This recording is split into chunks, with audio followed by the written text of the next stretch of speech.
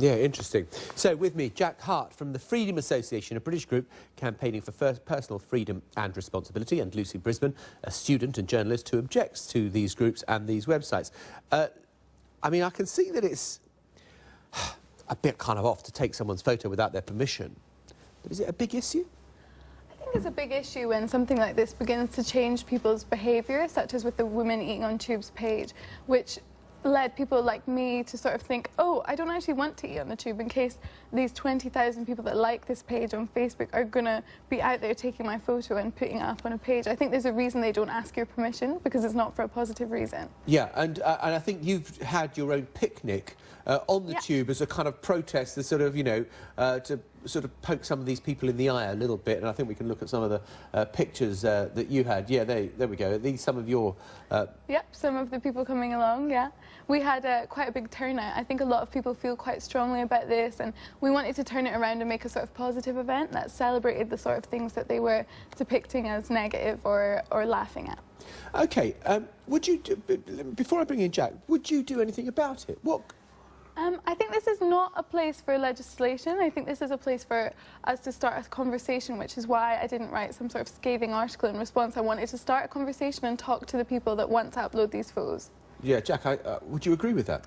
I actually would agree with that. I think one of our big concerns is this might end up being a catalyst so people feel entitled to call for more restrictions and more legislation and prevent people from taking photographs in public places. But don't you think there is something to be said for privacy, and that people have a right to that being protected? And if you say they have a right to have that protected, well, then legislation is the obvious solution. Well, legislation doesn't work in that sense. Are you going to expect the police to, you know, continually monitor social media and then try and assess whether every photograph that's on there has the person's consent when they're in it?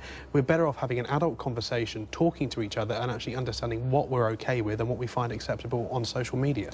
Yeah, I mean, do you think that something has changed in...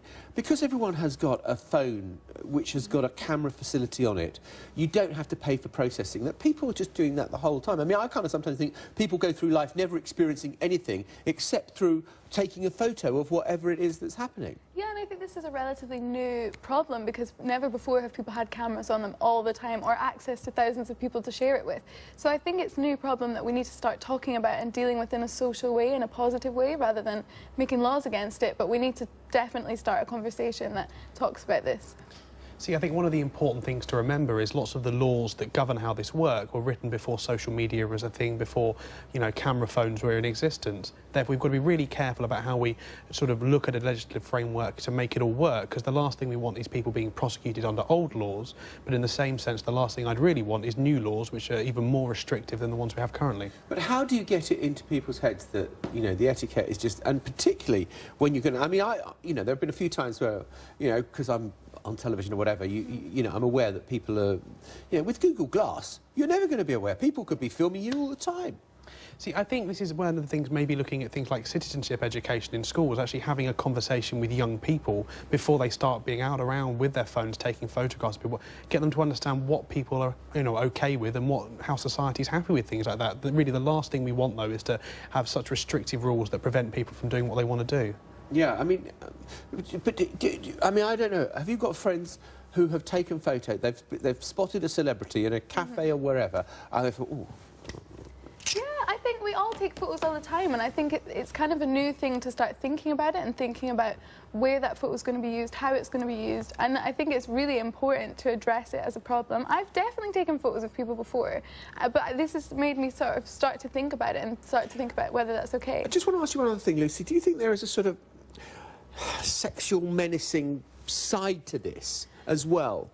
Yeah, I mean, I think there are a lot of pages, even worse than the Women Eating on Tubes page, sort of talking about it. Specifically, women are often targeted, but men are targeted too, and I think it's a lot about shaming people and about bullying people without their knowledge of even them being discussed, and there's definitely a sort of sexual element to it, as you can see from the comments on the Women Eating on Tubes page.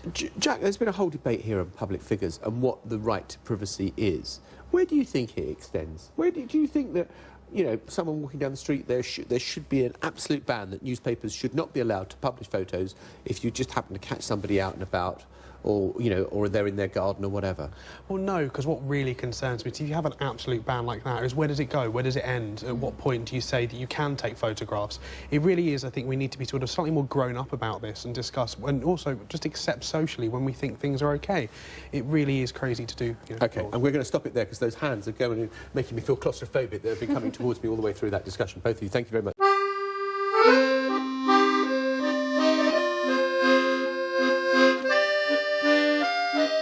Paris, the City of Lights, offers something for everyone. From shopping to beautiful Beaux-Arts architecture, this city is a magical fairy tale alive in the 21st century.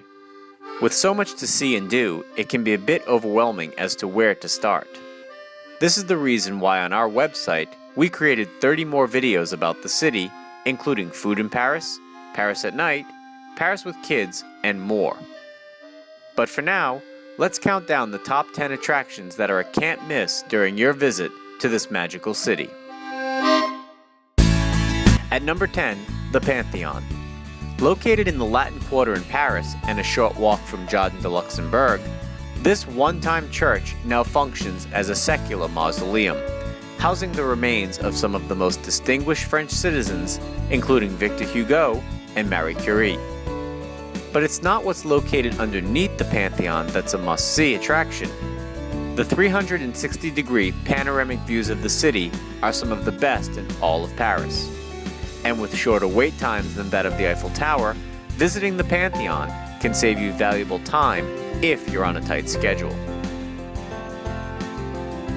At number 9 is the Arc de Triomphe. Located at the western end of the famous Champs-Élysées, the Arc de Triomphe is the linchpin of the historical axis which extends from the Louvre to the Arc. Check out our website for more videos about special tours in this area. The Arc de Triomphe is accessible by both the RER train and metro stations with an exit at Charles de Gaulle Étoile. A lift takes visitors to the top where you can enjoy a small museum of the Arc and of course take in some breathtaking panoramic views of the city. At number 8 is the Tuileries Garden. Located between the Louvre Museum and the Place de la Concorde, this public garden is a great place to take a break and relax after a long walk down the Champs-Élysées or after a long day of visiting the Louvre. It also offers a number of activities for children, giving parents a chance to relax. For more information about visiting Paris with children, check out our special video on our website and learn how visiting Paris doesn't mean having to leave the kids at home. At number 7 is Centre Pompidou, located in the 4th arrondissement of Paris, near Les Halles and the Marais. Centre Pompidou is the largest modern art museum in all of Europe. The Place Georges Pompidou, which is located in the front of the museum, is famous for its street performers, and in the spring, it is home to miniature carnivals featuring a wide variety of bands, caricature, and sketch artists. Just the thing to keep the kids happy after a long visit through the museum. Number 6 is Versailles. While not centrally located in Paris, if you can only fit in one day trip during your visit, make it to the Palace de Versailles. Located 30 minutes outside of Paris via the RER train, Versailles is the most luxurious and historic royal chateau in all of France. Be sure to do your research on the many things to do while at Versailles before you go, as it is so massive that you are sure to miss some hidden treasures if you are not prepared before your trip. For people with a limited time in Paris, you should consider skipping this attraction, as it does eat up a full day of your time when visiting Versailles. Number 5 is Sacré-Cœur. A popular landmark located at the summit of Montmartre, Sacré-Cœur is the highest point in the city, and as a result, offers some of the best views in all of Paris. And the best part is, it's all free.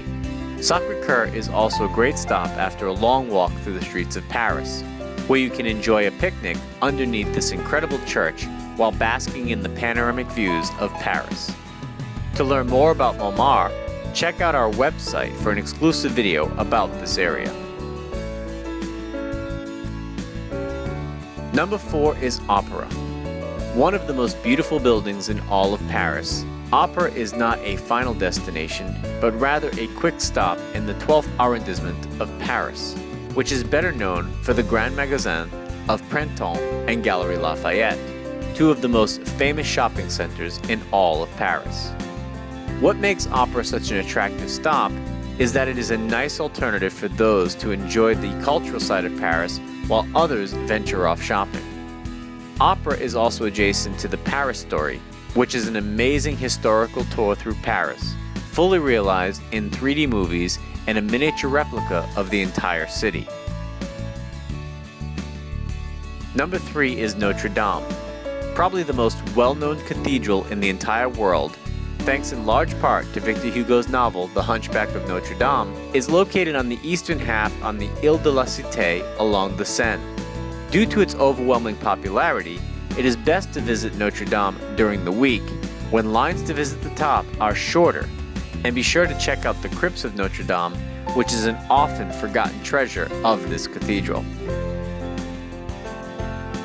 Number 2 is the Louvre, one of the world's largest museums, housing nearly 35,000 objects from prehistory to the 19th century, which are exhibited over an area covering 60,600 square meters. Located on the right bank of the Seine, the Louvre is the most visited art museum in the entire world. When visiting, we recommend that you prioritize what you want to see. If Egyptian artifacts are your fancy, stick to that. However, if you're more interested in Greek culture, go to those wings instead. To put it simply, there is no way you can see all of the Louvre in one visit. So, plan ahead to maximize your time and always purchase your tickets in advance to avoid waiting in long lines. Number 1 is of course the Eiffel Tower. As it is without a doubt the most famous attraction in all of Paris, it is also the most populated, especially on the weekends. So, it is best to visit the Eiffel Tower on weekdays, and you must book your tickets in advance if you want to travel to the top of the tower. Wait lines can exceed 4 hours, and for those with a limited amount of time in Paris, can find themselves there for the entire day. These were our top 10 attractions in all of Paris. Visit our website to view 30 videos with all of our tips and reviews in 10 different languages, so you can plan your perfect vacation. Bon voyage!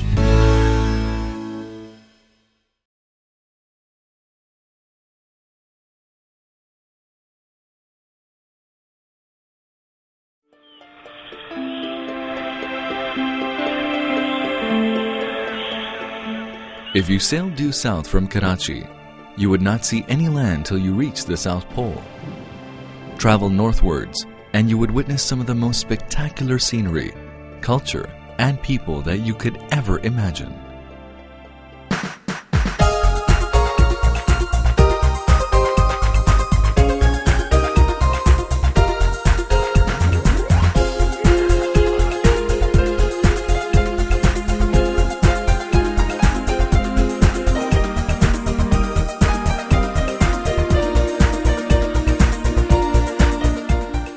This is Pakistan.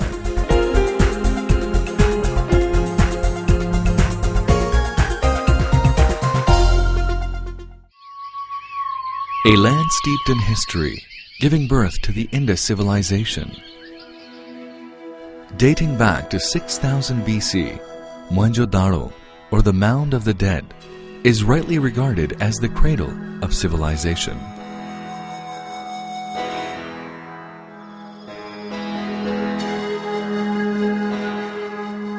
Here, people lived in well-planned cities with an advanced lifestyle well ahead of their times.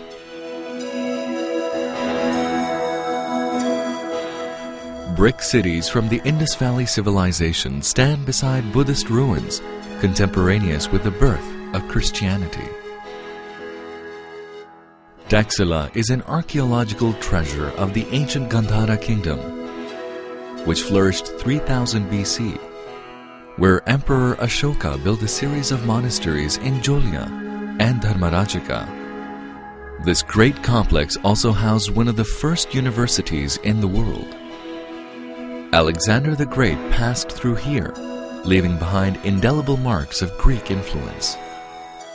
It is the history of many races, their ambitions and dreams, both realized and lost. Archaeological sites and imposing monuments are scattered across the country, bearing witness to its magnificent past. Many more adventurers came to conquer this land of plenty, but none could match the glory and power of the great Mughals.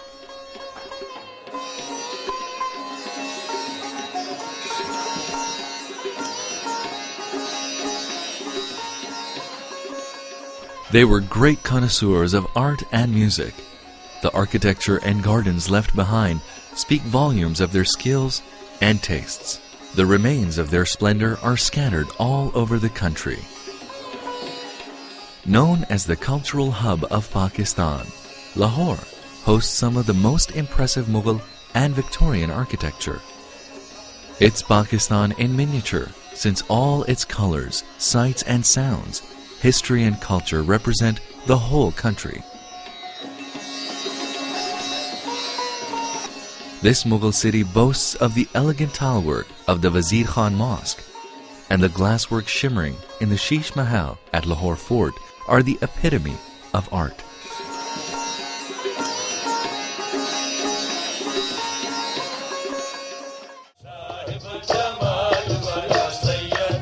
Before and during the Mughal period, Sufism thrived in this region. It has left great impressions of peace, love, and harmony.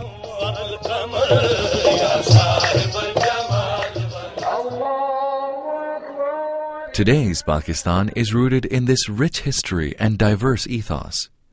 It is one of the few countries in the world where the festivals of all major religions are celebrated with equal zeal. Alongside the Islamic religious festivals of Eid al-Fitr and Eid al-Adha, Christmas and Easter are celebrated with great emotions. Hindus observe their festival of Diwali. Every year, thousands of Sikh pilgrims come to Pakistan to visit their sacred places. Pakistan is one of the few countries in the world that exhibits such amazing contrasts of people in terms of color, creeds, races, and customs. As a socially enlightened and moderate society, education has been placed at the top of the agenda, from basic schooling to the highest degrees. Universities specializing in all disciplines, like the Aga Khan and GIK Institute, and many others produce doctors, engineers, lawyers, IT specialists, and other professionals, like Professor Abdus Salam, the Nobel Prize-winning physicist. With more than half of the population below the age of 20 years, Pakistan is a nation with a rich grounding in culture, an array of arts and crafts, and most importantly, a magical romance of youthfulness. The multicultural past has given the people a diverse cuisine varying from province to province.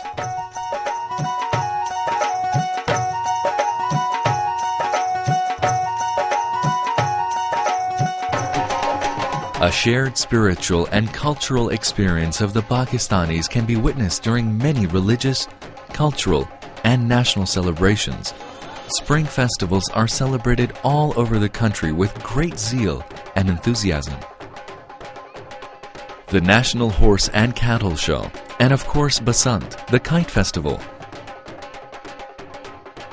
With music gala, exotic foods, and partying, it attracts dignitaries, diplomats, and artists from across the world.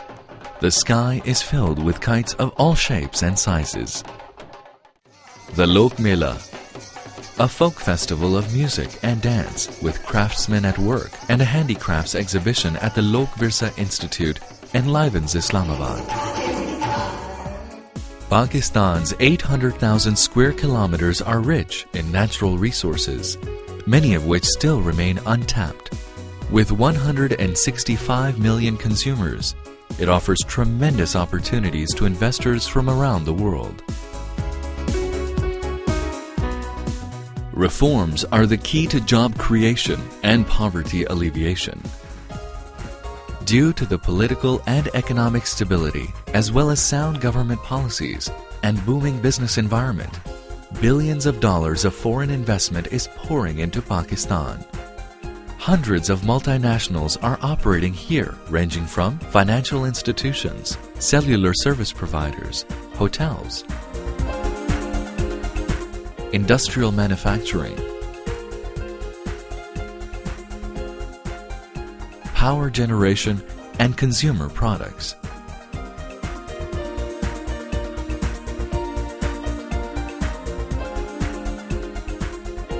The modernization of industries is transforming the economy into a global competitor, hence raising the standard of living, as reflected in many new development and housing projects.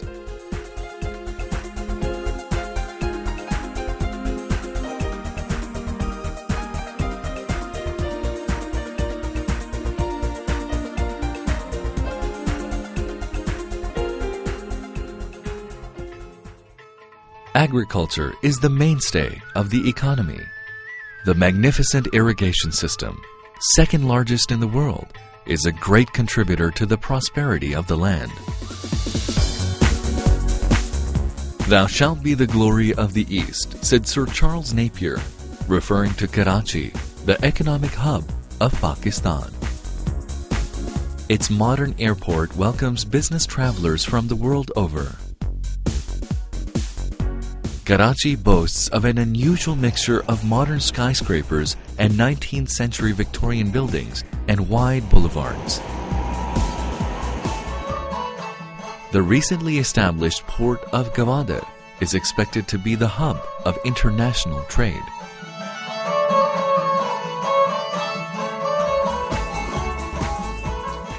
Pakistan manufactures some of the finest sports goods in the world, including brands such as Adidas, Puma, Slazenger.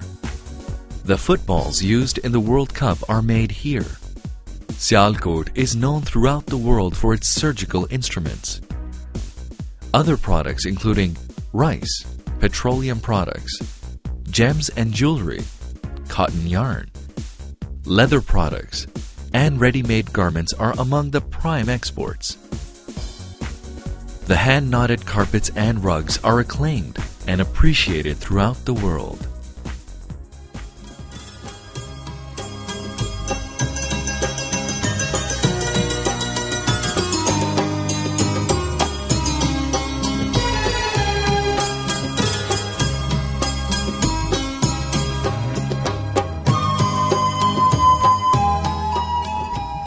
Islamabad, the capital and the seat of an elected government, with a vocal and active opposition, today houses one of the largest number of women legislators in the world. These socio-political reforms have opened up new horizons for women to play key roles in all walks of life, from ministerial posts to running the central bank, service industries, and from flying passenger planes to fighter jets.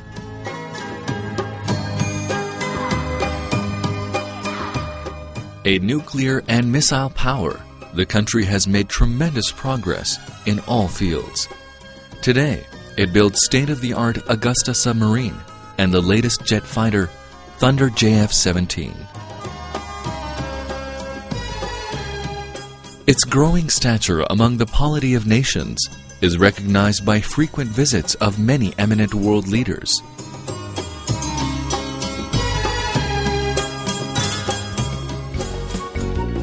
A nation crazy about sports. Playing both modern and traditional sports and games, they have won world championships in cricket, hockey, squash, and snooker a number of times. Apart from such international sports, many indigenous games and sport are highly popular and mark the individuality and fun-loving nature of Pakistanis.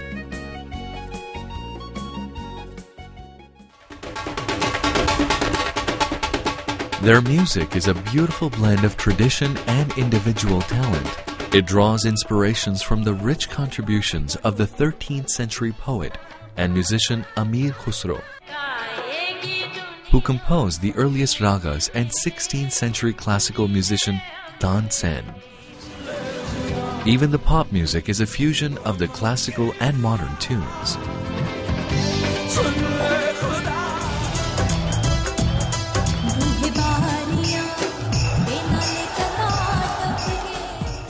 The diverse ecosystem also makes it an attractive tourist destination.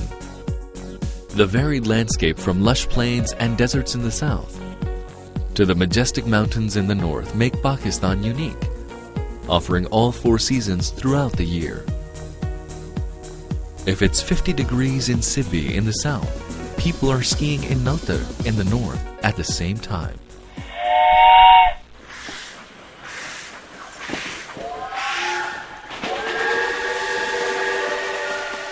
Offering many adventures, the Khyber Safari train runs through the rugged mountains of the Khyber Pass, making it an exhilarating experience.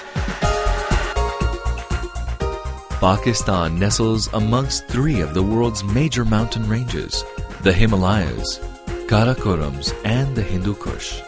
Of the 14 8,000-meter peaks in the world, 5 grace its skyline.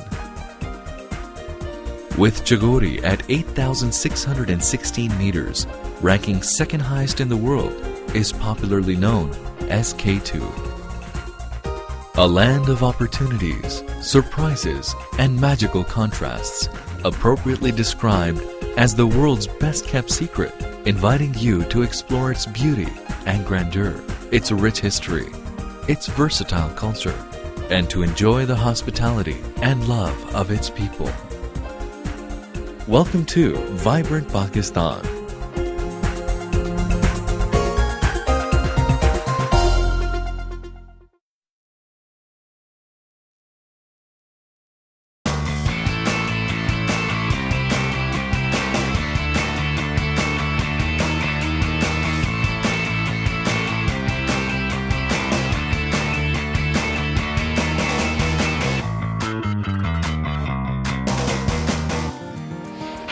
Welcome to Visit Britain Itineraries. Today I'm in the beautiful and historic city of Coventry.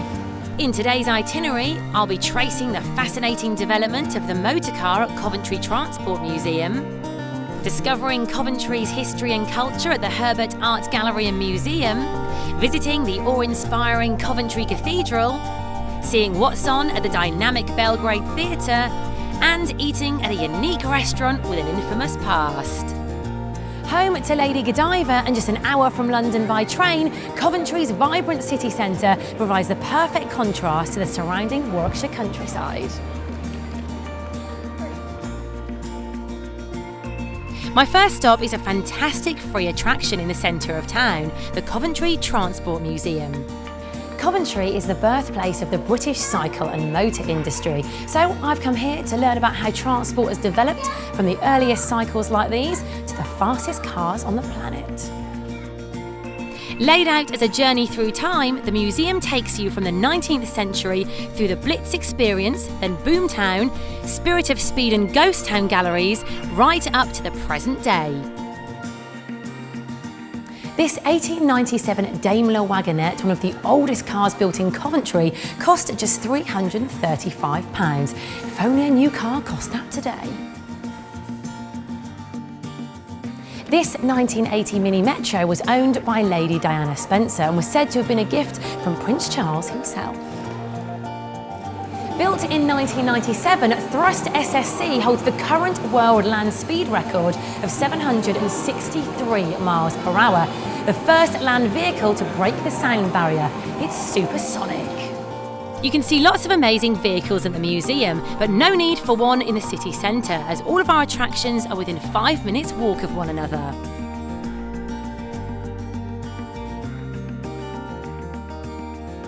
This beautiful old street is Bailey Lane, where you can see St Mary's Guildhall, the original home to the Merchants' Guilds, founded in 1340. This view into the courtyard is much as it would have looked to visitors many centuries ago.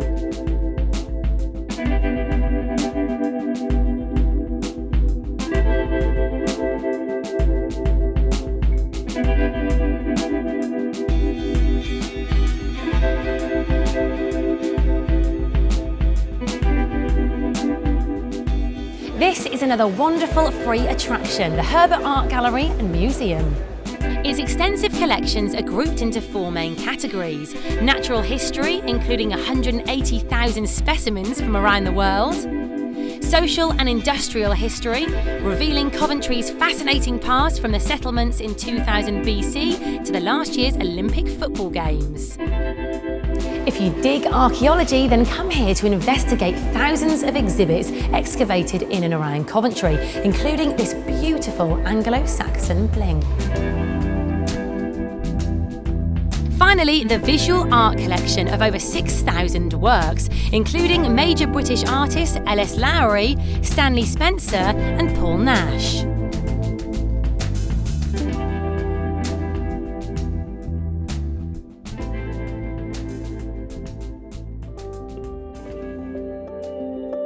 Feeling peckish? Well, just a few cobbled streets away, you'll find a unique establishment bar and grill, which is set in the old county hall and dates back to 1783. Until the mid-80s, this was Coventry's main court, the site of the last public hanging in Warwickshire. Can you believe this actually used to be a cell? I'm sure the food wasn't as delicious as this. Features from the old courtroom have all been beautifully restored, including the judge's seat, the crown crest, viewing gallery and dock. No trip to Coventry would be complete without visiting the cathedral, a place of Christian worship for over 1,000 years. Coventry has had 3 cathedrals. The first was the monastic St Mary's, of which only ruins remain. The second, St Michael's, a 14th century Gothic church destroyed in World War II. The very walls here tell the story of Coventry's troubled past. In 1940, the city and the cathedral were devastated by bombs dropped by the Luftwaffe. The very next morning, it was decided to rebuild the cathedral a 3rd time, not as an act of defiance, but rather a sign of faith, trust and hope for the future of the world. Whatever your religion, to walk from the ruins of the old cathedral into the splendour of the new is a truly uplifting and moving experience.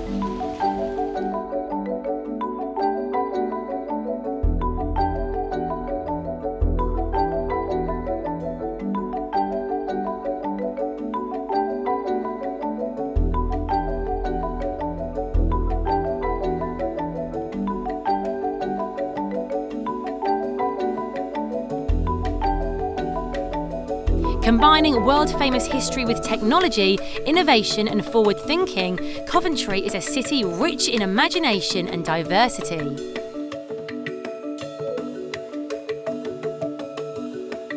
The Belgrade Theatre is the only professional theatre in Coventry, offering an exciting range of high-quality shows for all ages and tastes.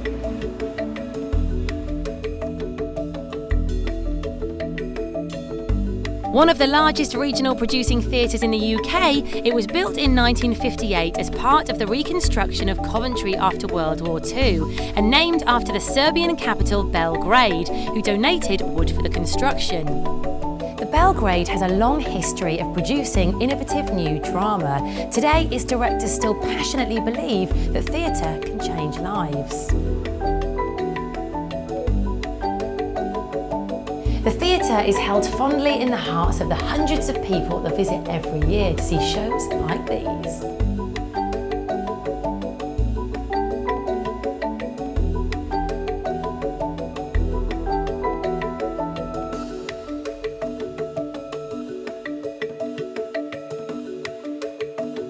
If you can stay a little longer, then you can find a fantastic hotel like this. Contemporary and 4-star, the Ramada offers home-from-home luxury in the historic city centre.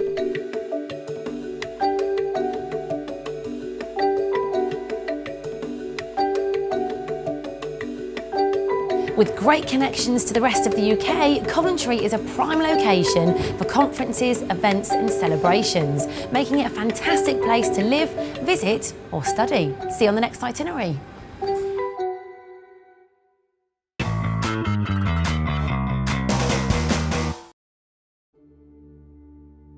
I've come to accept that heaven is not the only place I will never be allowed to enter.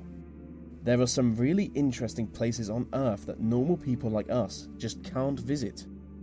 This is a list of 10 secret places you can never visit.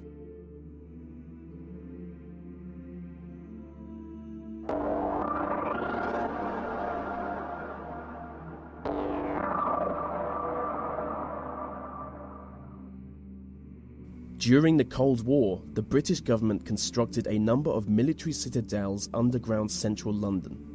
The structure is shrouded in secrecy, so no one really knows how many tunnels exist.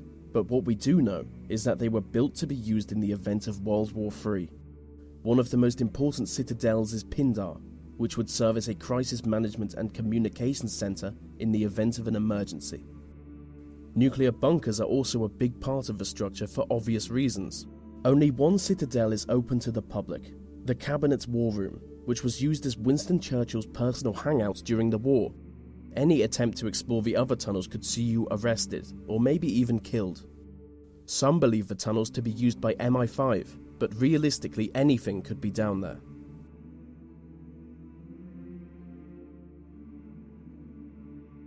Swiss Fort Knox is a high-security data center located underneath a mountain in the Swiss Alps.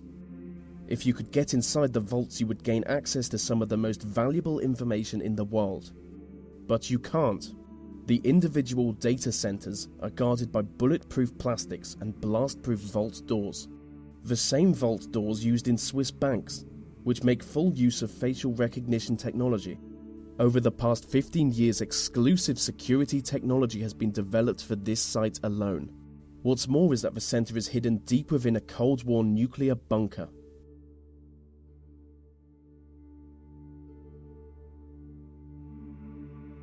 Inside the Federal Reserve Bank of New York is the world's biggest stash of gold bullion. Deep below the streets of Manhattan is the famously impenetrable vault that contains an estimated 25% of the world's gold, which has a value of over $200 billion. The vault is protected by a 140-ton steel and concrete frame, making it both airtight and watertight. The site is reportedly guarded by both armed police and a team of robots. So just to recap, it's an underground vault full of gold, guarded by robots. And that is the greatest thing I've ever described.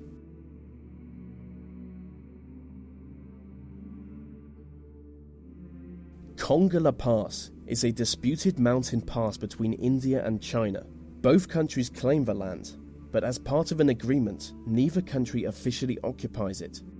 Being one of the most restricted areas on Earth, no one is ever granted entry to the pass. But local people on both the Indian and Chinese sides of the border regularly report UFO sightings coming from the area.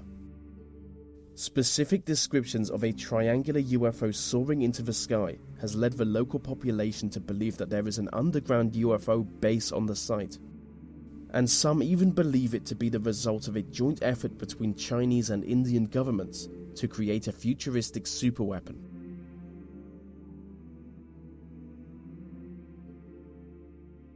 The Cheyenne Mountain Complex is a military facility in Colorado.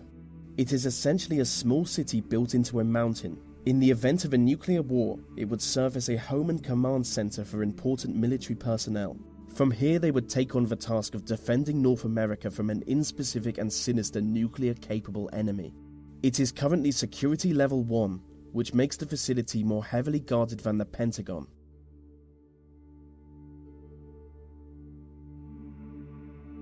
Mecca is regarded as the most holy city in the Muslim world, and the most sacred place in the city is the site of the Kaaba. The Kaaba is a cuboid-shaped building. It is the single object Muslims turn towards when they pray. Inside the Kaaba, you would find fine marble floors and walls. You would see ancient lanterns hanging from the ceiling, and the whole building is built around a meteorite that fell from the sky thousands of years ago. But if you want to go inside it, you will need an invitation. The only problem is just a small number of foreign dignitaries get invited each year. I have always wanted to go inside the Kaaba, but as a non-Muslim, I'm not even allowed in the city.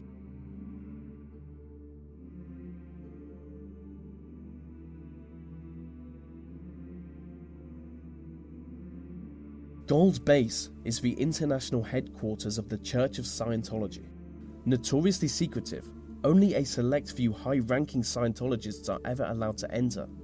It's basically a village. They believe the founder of their religion will one day be reincarnated and return to this village. The site is heavily guarded by motion detectors, as well as regular patrols, and high fences with blades sticking out of it. It is widely suspected that the occupants are being held against their will. The place is allegedly a labour camp where people are forced to work long hours. According to the media, around 100 people attempt to escape from the base each year, and most fail. And when I think about it, this isn't exactly a place I would want to visit, so maybe I won't include this one in the video.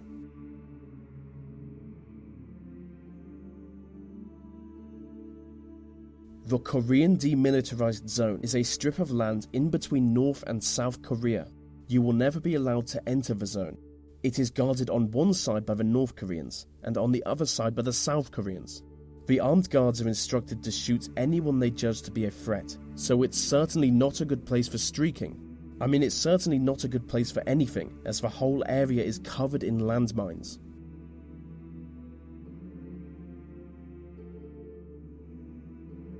Varasha is a ghost town in northern Cyprus. It is the most secret site in the Mediterranean. With miles of abandoned beaches and corroding deserted hotels, the site is completely devoid of human life. The Turkish military took control of the town when they invaded Cyprus in 1974. Ever since then, entry to the town has been prohibited. I do want to visit Varasha, because I really go for the post-apocalyptic nightmare look.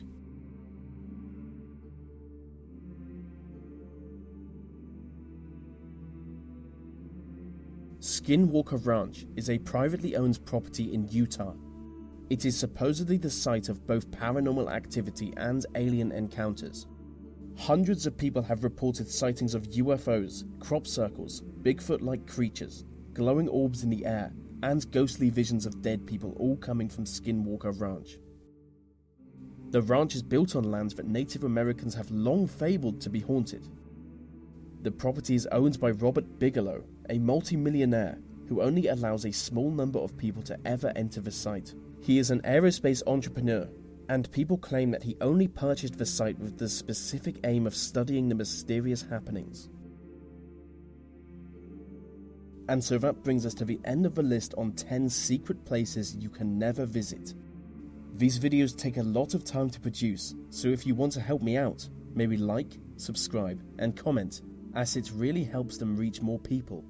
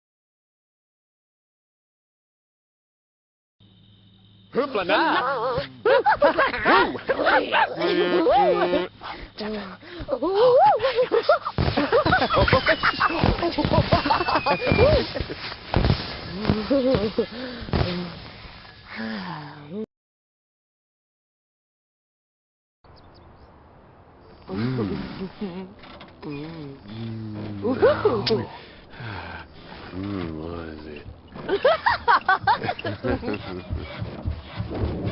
Look at mademoiselle.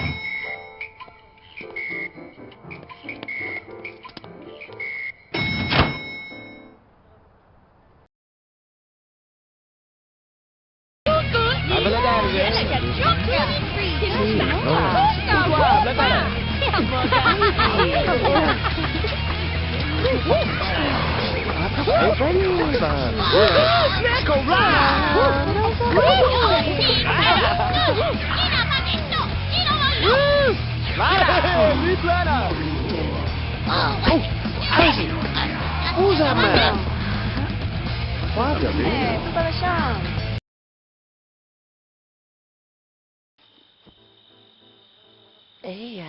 is a What?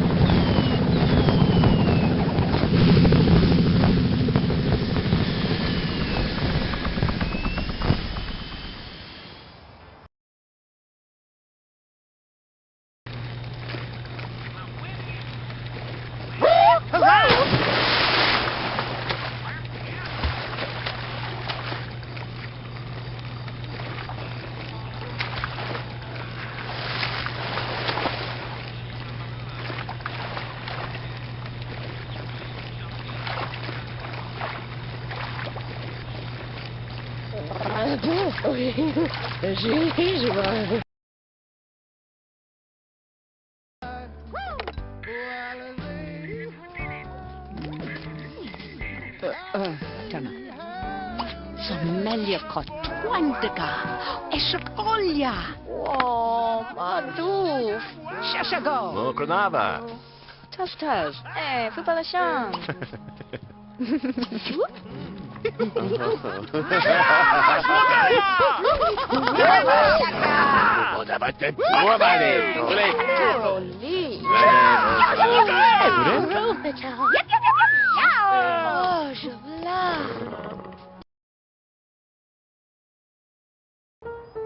Zawo Balabazav.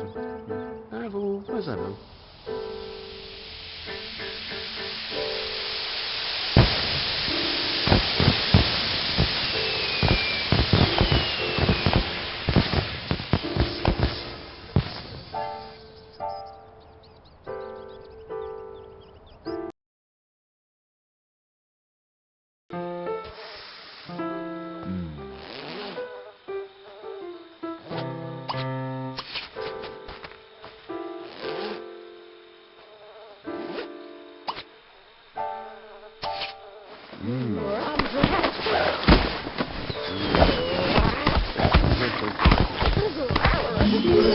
Bazano.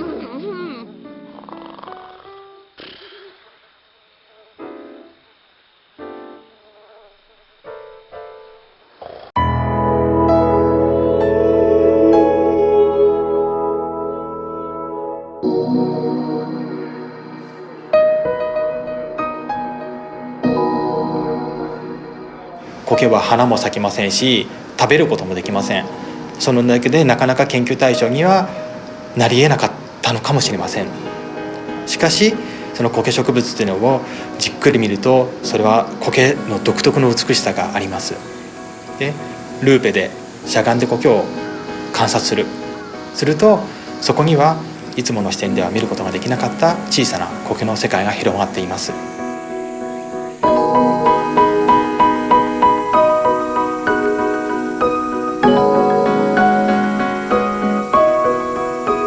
この苔の世界を見ることでどんな面白いことが分かるんだろうか、そんなことに興味を持って私は苔の研究を始めました。大石義孝と言います。現在信州大学農学部に属して主に苔植物に関する研究をしています。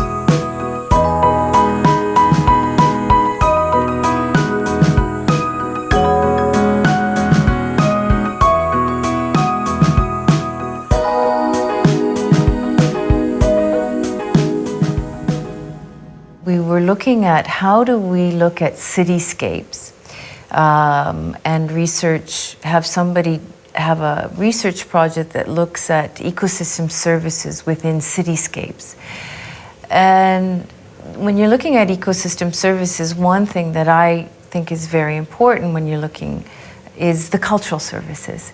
So how can we pick this one research topic that looks at the natural environment and also the human managed environment of Kanazawa City that has a really nice, unique cultural side to it that conveys well to not only to Japanese but people overseas.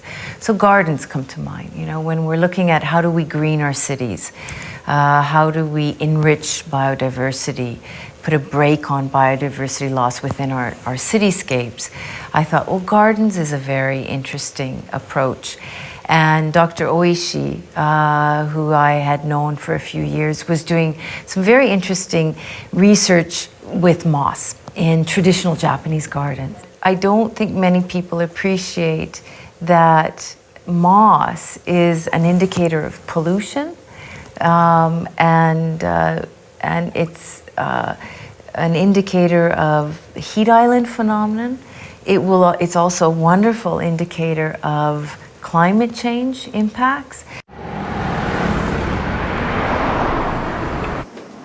久しぶりですね。お久しぶりです。どうも元気ですか。はい、元気過ごしております。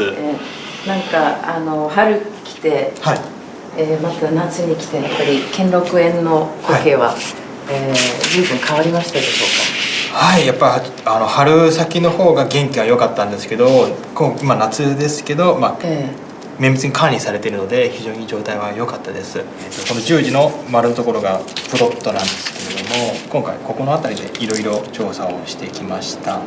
苔植物というのは日本庭園の中でもわびさびとの風情を表す重要な地植物ですので、特に丁寧に管理されているようです。それが苔が日本庭園の中で作る独特の景観はどういうものですか。苔植物のは葉に口蔵があるので非常に透き通った緑をしています。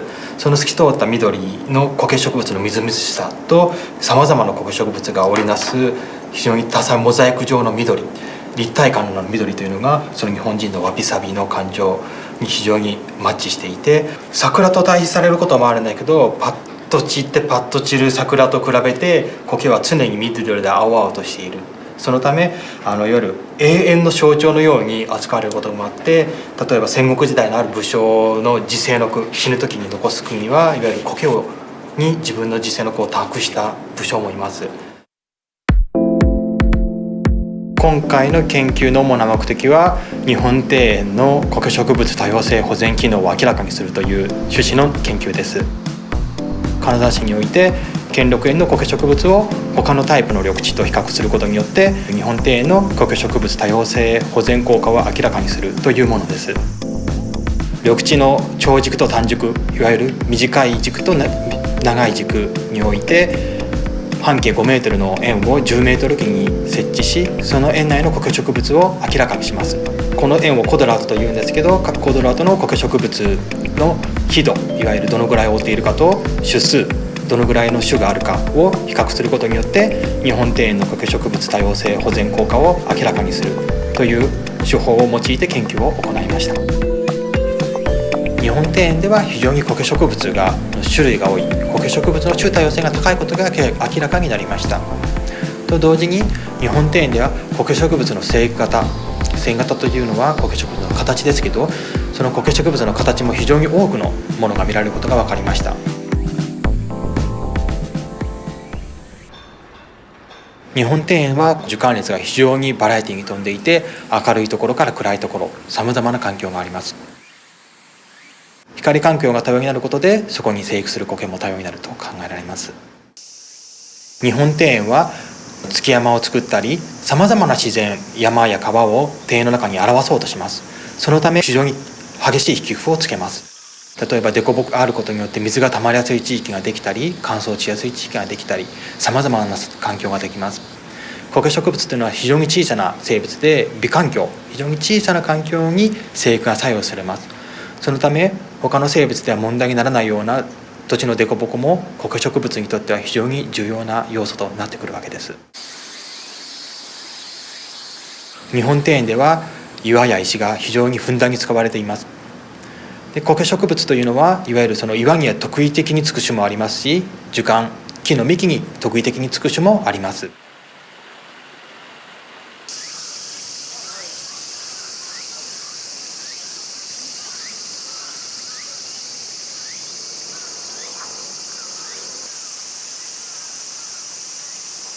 草取りや落ち葉かきや水やりというのは苔植物の生育にとって非常に重要な要素になります。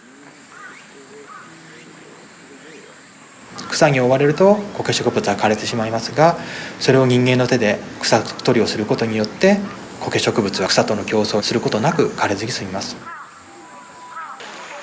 そして立ち入りの禁止というのも非常に苔植物にとっては重要なものでして、人があまり踏み込んでいるところには土地が固められて苔植物も傷つけられて苔植物は消えてしまいます。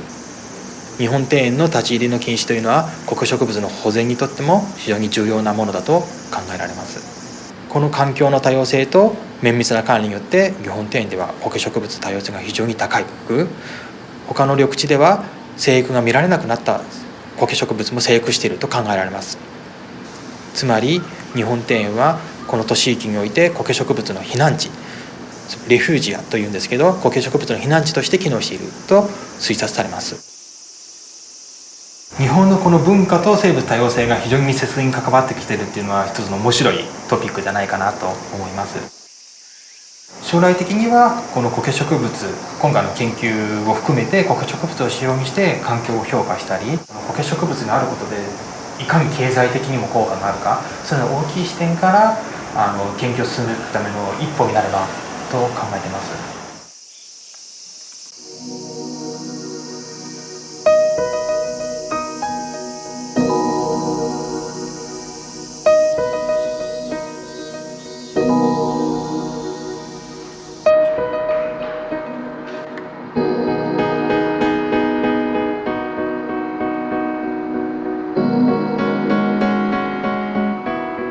これから苔植物のいわゆる生き様に着目をして、苔植物の視点を通して自然を見ていきたい。ちょっと大きい言い方なんですけど、苔植物の視点を見て自然の現象を理解していきたい、そのように考えています。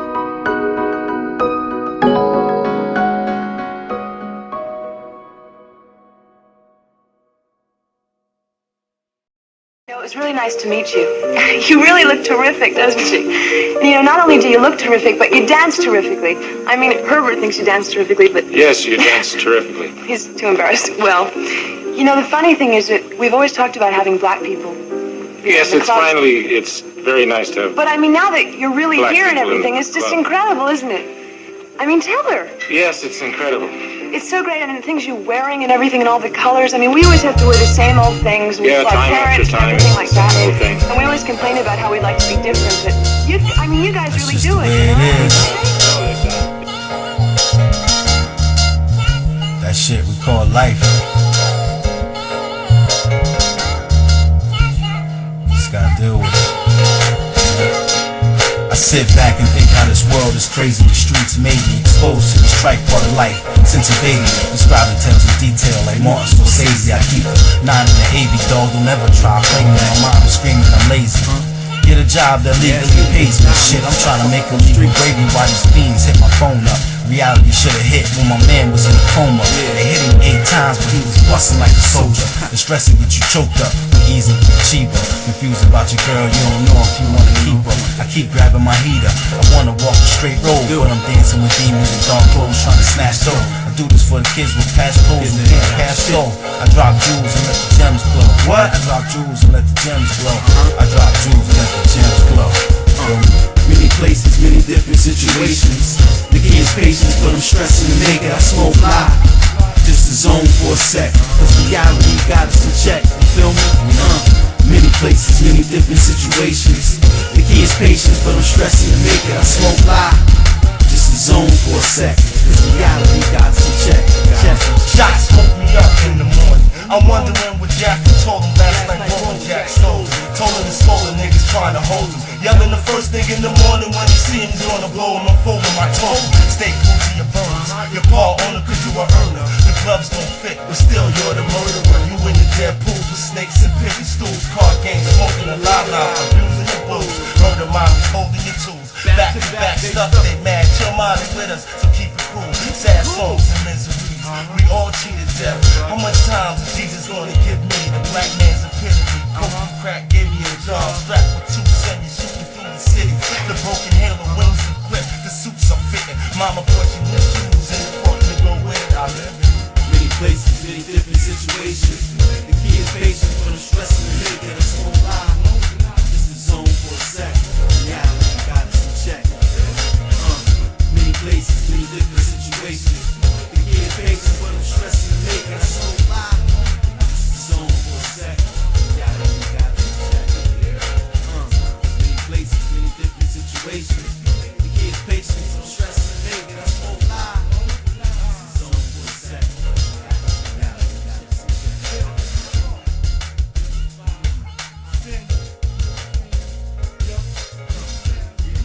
Come on, Wayne, Black, Jack, Black, Queen, Yano, Buck Holiday, Yasmin.